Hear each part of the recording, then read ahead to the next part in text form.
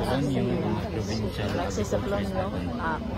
Sa pag-turnover, makaroon ito karang mga farm machineries sa mga mangunguma sa probinsya Tacloban. Okay, sa makaroon nga amo nga distribution nga rin ang mga farm machineries, raya ay nagabalor sa 19 million, agraya around 99 kita kabilog nga different machineries. May 20 kita ka traktora, 20 ka thresher, 20 ka poliglig, may water pump, may aton nga may corn mill, ag may aton nga makaroon nga boat ang ginapanupod. Aga sa makaroon nga batch nga ra hay we have 42 organization beneficiaries. Okay. So sari-sari ra from Fish and Pork Organization to Irrigators Association, ang may aton mga small vegetable group nga mag-receive mga cultivators para man sa mga vegetables. Paano na ito napili, sir, do mga association nga ra bilang beneficiary? Basically, ro mga asosasyon nga ra nga butang sa shortlist, yung mga asosasyon nga nagpadaga it letter of intent, ro nagpaabot it andang may kinahangan sanda. Ako ro mga request nga ra as far as last year pa agin long list na mo sandara agin validate. So 42 ka nga napilian hay ako na akto nang ginasanda na interview, gin-assess namon kung ano ro andang kinahangan, ano to ro kugang, kung ga-exist giman baga sanda primarily ma-check namon kung organized sanda ag-registered. Medyo critical abi makaron nga ro aton nga beneficiary sa dapat kita na mga organized group. As much as possible ay registered sanda either sa DOLE o sa CDA. 19 million pesos, sir, is halin sa provincial government. And may separate pagit ko ng 5 million pesos, sir, halin sa DA? Well, ro 19 million nga ni halin kita sa aton nga nagapondo sa local government. Actually every year may ato gid ang naka-allocate nga 10 million specific for farm mechanization. But this year because nakita binamon sa amon nga mga studies nga kulang og 10 million, kung among tan-awon ay pila 40 o 50 ka machineries, 20 ka organization ay gitingwa gid aron ni Governor Joe nga madugangan imo this year. So that's why nga 19 million atong nabutang this year nga budget. Pero 5 million nga ron nga gin-mention naman kaina nga ruin nga ni hay agin baka i-truck ginagamit amo nga hauling truck para sa pagpamakat mga pagay raya hay pondo nga halin sa office at Department of Agriculture through Senator Amy Marcos, because ito kami nag-request ka na nga matawan kami additional capital pang bakat mga facilities. Separate pa taron, sir, sa 19 million. Iba pa kita. Sa data natin, sir, pila dito aton kanang mga farmers association di para sa atong probinsya Tacloban, sir? Well, hindi ako makataot exact na figure because ra ato nga listahan mga organization ay sari-sari may una sa listahan nga Irrigators Association, may kita mga organization nga ana at CDA, nagraya ay multipurpose ang mga cooperative. May naman si DOLE nga mga association. So it doesn't have to be cooperative.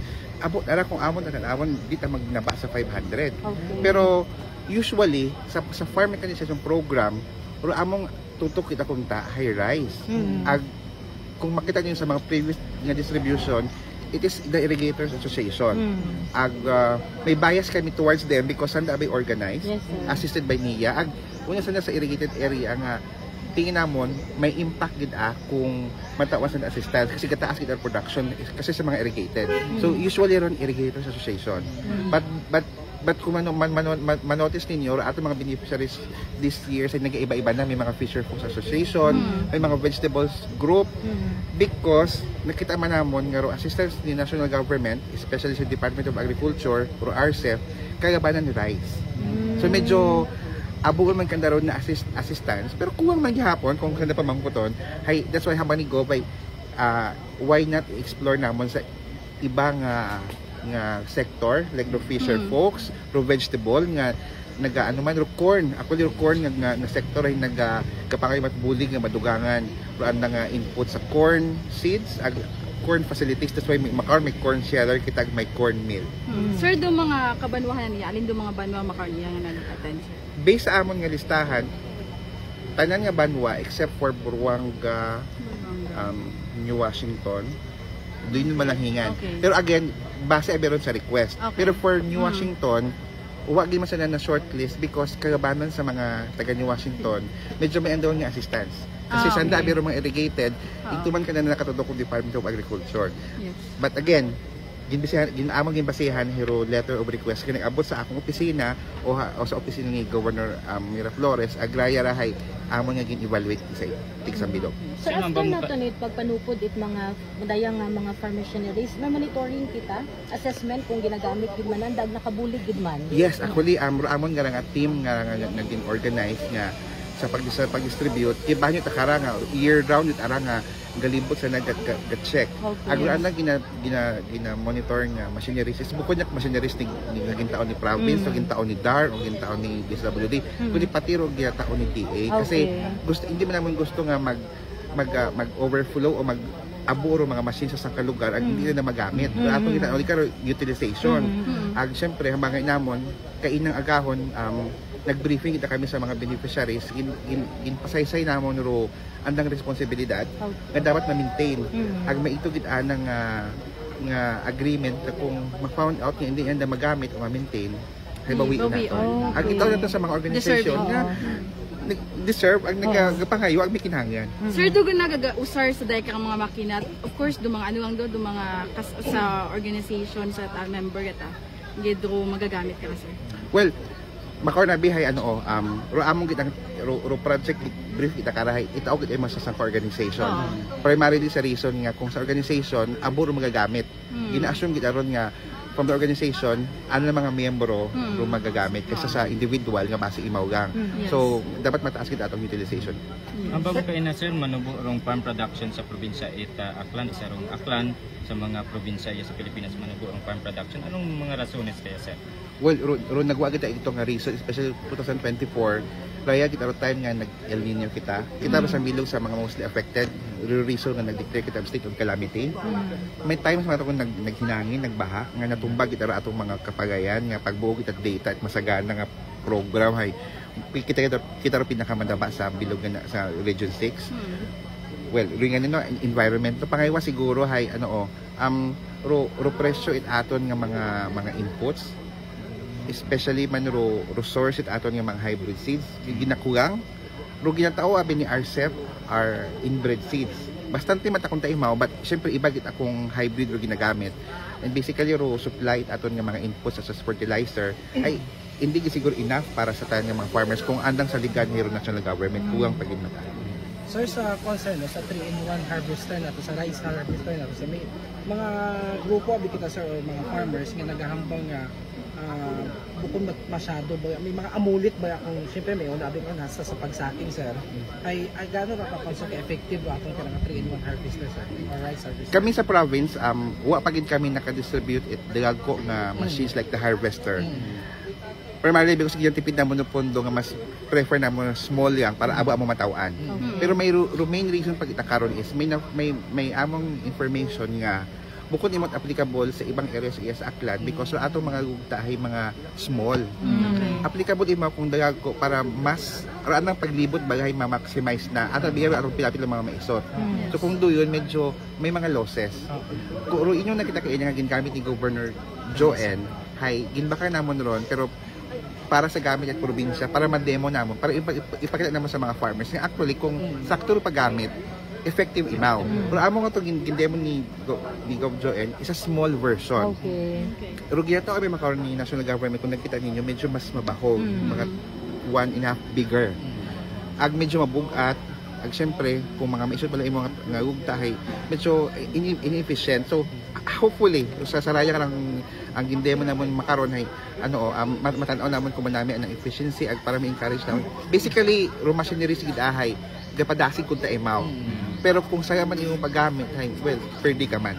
So, meaning sir, itong harvester nga to ay hindi to maitao sa mga organization at farmers?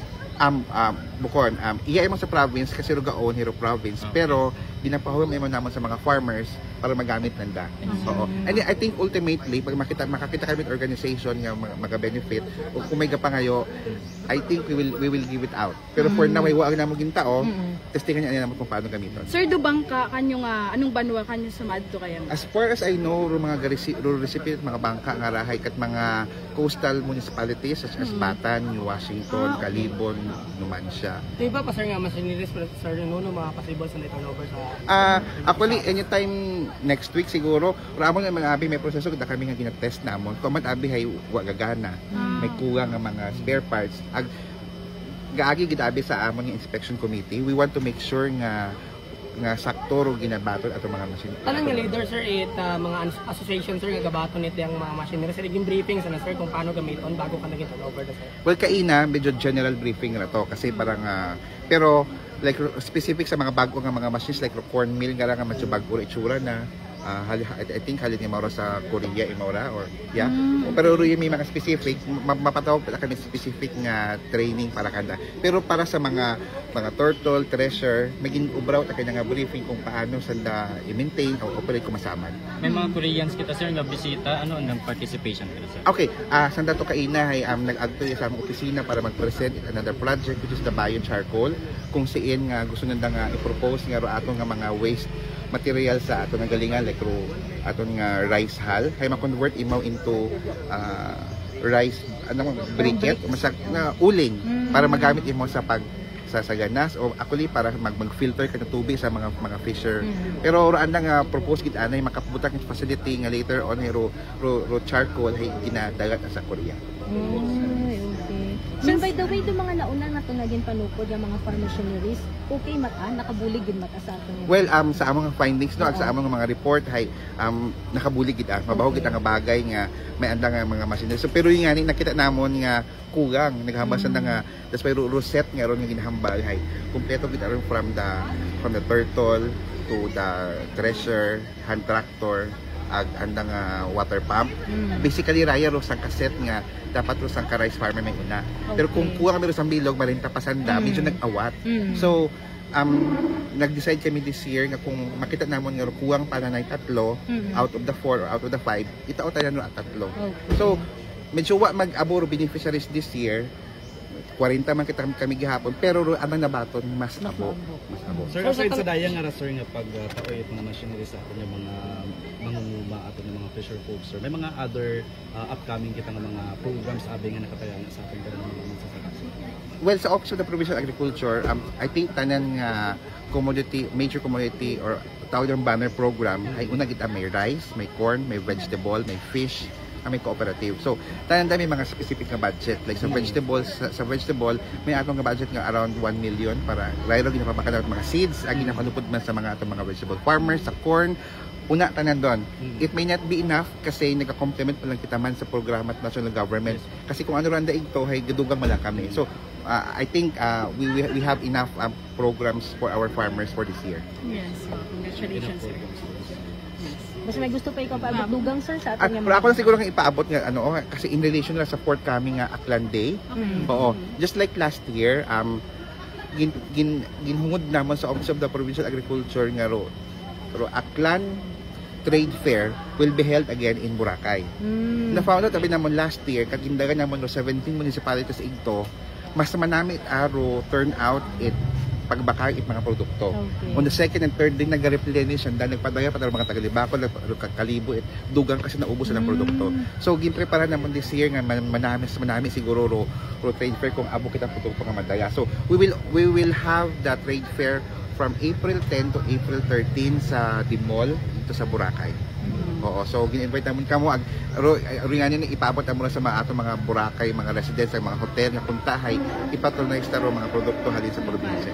Sport local. Thank you, good sir. Thank you. Engineer